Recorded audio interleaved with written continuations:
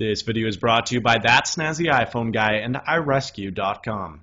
To pick up everything to fix your iDevice, go to iRescue.com and use the coupon code SNAZZY to save $5 at checkout. Warning, this video is for reference and education purposes only. By undergoing this repair, you assume full liability for your device. Neither iRescue nor That Snazzy iPhone Guy are to be held accountable for any damage that may occur during the self-installation process. You are performing this repair at your own risk. The first step is to remove the SIM card from the phone itself. By using the SIM ejector tool or a paperclip, remove it from the side of the device. You will then want to power down the device. Do so by holding the power switch and powering off. If you are unable to access the LCD screen, as I was, you can hold the top button and the home button simultaneously for about 7 to 8 seconds.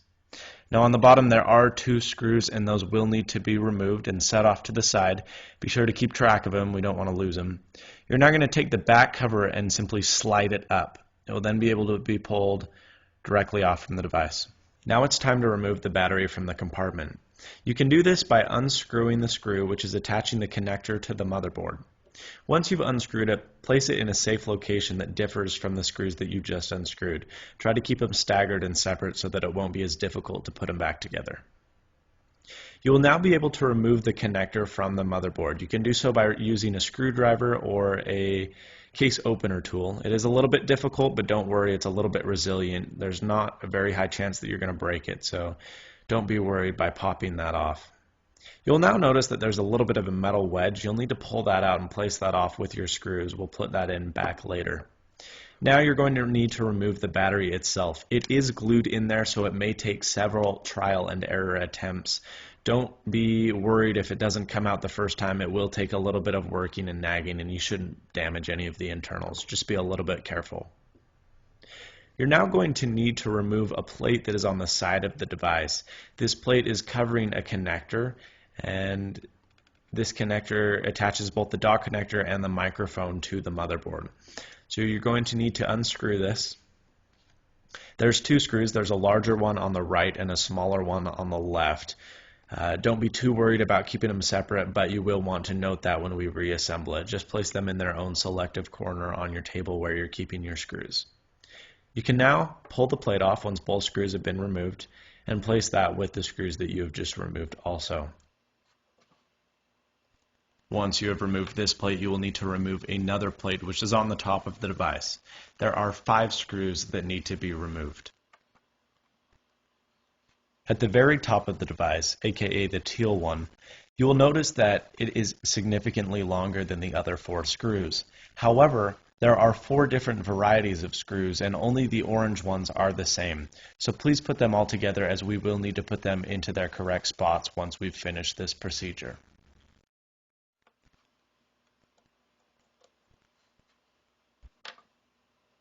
It is going to be a little bit tricky to remove once you've unscrewed it because it is hooked in via the bottom. So if you pull towards you, it will be significantly easier to remove as pictured here. Give it a few shots, you can get it. Now there's 5 cables you need to remove from the motherboard. The rightmost 3 will pull down towards you and need not be done in any particular order. Now the left is quite the contrary. You will need to do the furthest left cable first, as the one right to the right of it is below it. So do the left one first and then the one right to the right second. Now we need to remove the vibrating motor, which is in the top right hand corner of the device. It's held in by 2 screws. The left one is a lot longer than the right. Stick those in the same spot, and then you'll be able to remove the vibrating motor. Place that off to the side with the screws as well. Now if you remember the first plate we moved, the one that was held in by 2 screws, there was a cable directly underneath that. All you need to do is pop that up with a screwdriver or a case opener tool, and then you'll need to peel the ribbon cable up. Now as you can see right now, underneath that peeled ribbon cable there was a screw, and there's one directly opposite of the device as well. They're pretty noticeable. The one that is a little bit tricky to find is the one under the ribbon cable, and you will need to pull the ribbon cable up to do that. Feels like you're going to break it because it is adhesed to the metal, but fear not, it won't break. You're good to go. Now wait, before you pull up the speaker, if you check out where my screwdriver is right now, you will see that there is a little diode. You need to remove this because this is where the speaker gets its power. If you break this or rip this off, you have the potential of damaging the motherboard or the speaker. So be sure to remove that little stud before you try and pull out the speaker assembly. Then you're good to go. The speaker assembly comes out very easily, and place that off to the side with the 2 screws you removed. Now, if you look about midway down the device by the caution tab where the battery was, you will see that there is a white looking dot, and what's underneath that is a screw. Now that white dot is actually a water sensor, so Apple can tell if your phone has been dropped in the water when you go to get it replaced. So you will need to peel that off, remove that. Don't worry, you can stick it back on later by just simply pressing on top of it. But then you will see the screw that is revealed underneath, and you'll just need to reveal that and pull that out by unscrewing it. Place that off to the side and be sure to keep track of it. Now before we can pull the motherboard out, there is one more screw that needs to be removed. It's located right near the vibrate motor, and it is a bit of a weird screw. Unfortunately, it cannot be removed with a Phillips screwdriver, and you will need to go out and locate a standard jeweler's flathead screwdriver in order to remove this screw. Be careful because the area it's in is a little bit sensitive and you do not want to damage any of the components. Now that all the screws have been removed, you can pull the motherboard out. Just make sure that it doesn't cling to any of the cables, but other than that, it's very easy to remove. Now there are 10 additional screws that need to be removed. There are 6 that are along the side of the device, which are in red, and those are held with washers also, so there are 2 parts to that. Don't lose the washers, it reduces friction against the frame. And then there are 4, or the yellow screws, in each of the 4 corners. They come out pretty easy, but they take a little bit of time. Now we need to separate the glass from the frame, so in order to do this, grab a case opener tool. A credit card also works, and move it along the side of the device, in between the plastic and the frame itself. Once you go around the whole thing, you'll notice that it will come out a little bit easier. It is adhesed at some point, so it may be a little bit tricky to get off. Don't worry, just take your time. And the frame will come out very easy. The cables on the back are a little bit finicky, so you need to watch those. Make sure you don't break anything else inside the frame, but those cables are good to go out of that slot.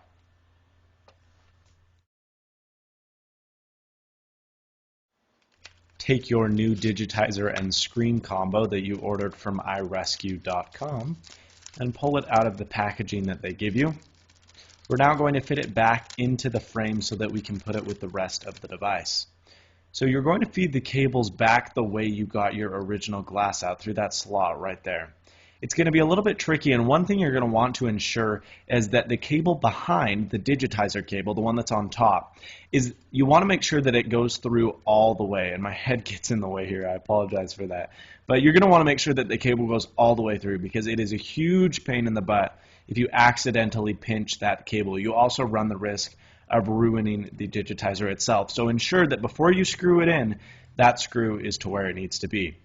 Now we need to place the 10 screws that were back on, the 6 with the washers, and the 4 in each respective corner.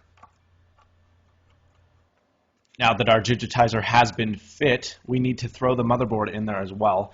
Make sure it's in the right place and not on top of any cables. Make sure it's above the 3 on the right and below the 2 on the left. Now we need to screw down the motherboard. There's 2 screws that need to be done. The weird funky one that we remember we had to do with a Phillips screwdriver, and then the one that has the water sensor on top. Once you have screwed the 2 of those in, we're going to fit the speaker assembly in.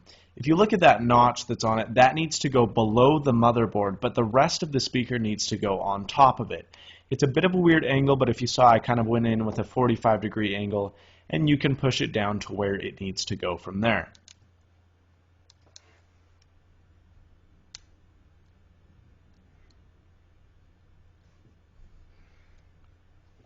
Once you have it fitted in the correct spot, you are going to need to screw it in with the 2 screws. It doesn't matter which screw you put in which hole because they're both the same length. Just ensure that you tighten them enough, but not enough to strip the screws and or ruin the LCD display below. Alright, now we need to pin all the ribbon cables down. First, take the one on the side of the device. Ribbon cables are a little bit finicky, so you just have to try your best to get them in there. They are trial and error oriented. You can try to align them, but honestly, there's not a heck of a lot you can do. You either get it or you don't. So spend a few minutes, kind of look at aligning it up correctly via a side angle, but Once you get that shoved down in there, it is pretty easy to get those dock connectors down. So we've done this one, and it's nice and secure. And now we need to do the 5 on top. There's the 3 on the right and the 2 on the left. Just as we undid them, you can do the 3 on the right in any particular order. It doesn't matter. I go right to left. However, the way you do it doesn't matter. And then we need to put the other 2 cables, which are on the left side, back down as well. Remember, the most right one, if you're looking at the device from backwards, is the one that needs to go down first. It is the first and preliminary cable. It also is the bigger one. So the larger, thicker cable is the one that gets pinned down first, and then you move on to the second, lighter one. Now it comes time to place the camera in, put it in its spot, and then safely secure the ribbon cable, which is directly below it. This one is a little bit tougher to get on, but don't worry, give it a few minutes and you'll get it. It is now time to put the back plate on yet again. With this back plate, what you're going to need to do is hook it into the hooks that you probably remember having to deal with the first time. Make sure they're hooked in and make sure that those 3 cables on the right aren't in the way.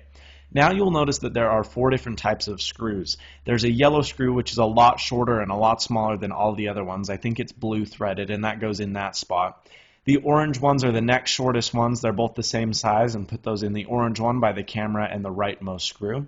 The red one, and be very careful, this is not the longest one. The teal one is the longest one. If you put the teal one in the red spot, you will crack your LCD. So put the next longest one in the red, and then lastly the longest in the teal spot.